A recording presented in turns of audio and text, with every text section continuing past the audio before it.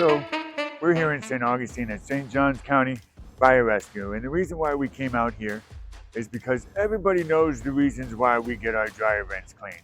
We do it because of allergies. We do it because of electricity. We do it because of time that'll save us in drying. So I'm going to show you the one main reason why we get our dryer vents cleaned.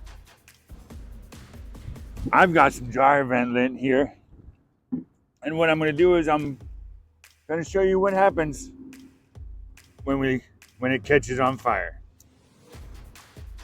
And as you can see, it caught pretty quick and it burns pretty fast,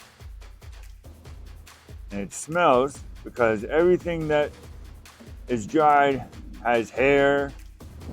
As you can see what it looks like, it's very hot. Look how fast it burns, it melts. And that's what happens on the inside of your dryer vent line. And this is the reason why you want to clean it out. And now, as you can see, it's still burning. The breeze is not putting it out. It's burning very well, and as you can see, it's turning into like a black mold almost, and it stinks. You want to get rid of this.